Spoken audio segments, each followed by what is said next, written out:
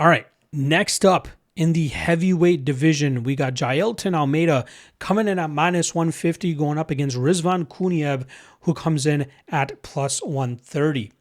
Now, starting off on the Jailton Almeida side of things, I was quite confident in him last time around when he took on Alexander Volkov. I thought he'd get the takedowns with ease. I thought he would smash Volkov. I thought he would have been able to even get a finish, but he had his moments. Couldn't get off on enough effective damage.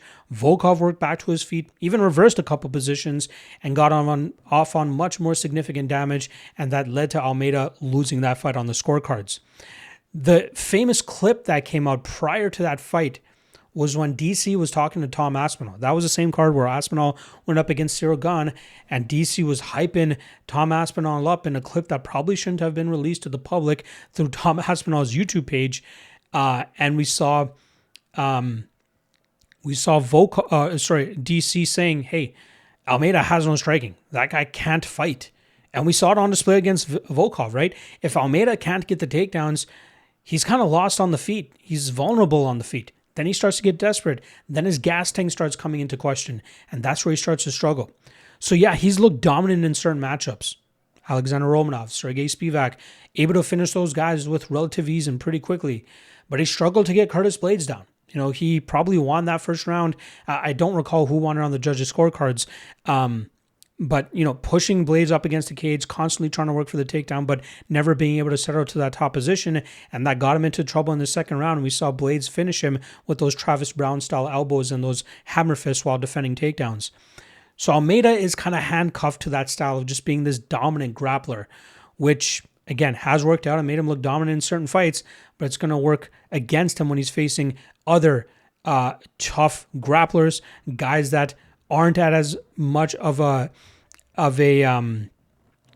athleticism disadvantage. You know, Sergey Spivak, Romanov, not as athletic as Almeida, and that's why they found themselves in those bad positions and getting finished. So those are the questions you have to have whenever you look into an Almeida fight.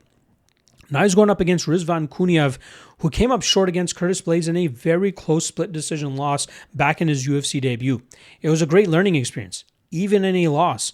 But he did good work in terms of landing more effective damage with his striking, showcasing a much better boxing game than I was originally anticipating, and then obviously being very competitive in the wrestling realm, which is where we often know Blades is most effective.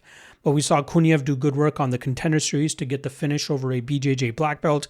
He even has a win over former PFL heavyweight world tournament champion Renan Ferreira. Kuniev is a UFC level talent, a guy that could probably even be in the top 10 of the division. And there is an argument that he even won that Curtis Blades fight.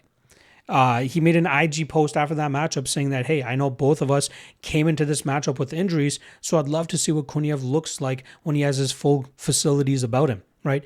He's a better striker than people give him credit for. Obviously, we know he has a good enough wrestling game to really implement his damage from that top position if he needs to, and his durability is quite high level as well.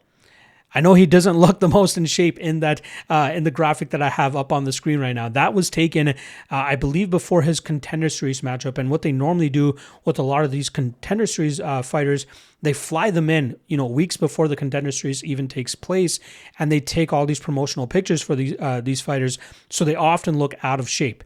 Not saying he's a guy that's often in great shape, but he is a guy. Obviously, in this picture, it does not depict him what he normally looks like when he's fighting.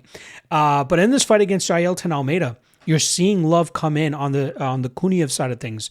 You know, Almeida was minus 200 when I researched this fight, and now at the time of this recording, Almeida's down to minus 150. So clear love coming in for the Russian, and I think for good reason. I think he can stop the takedowns of Almeida. And even if he does get taken down, I think he can work quickly back to his feet before finding himself in a compromising position where Almeida can work for a finish.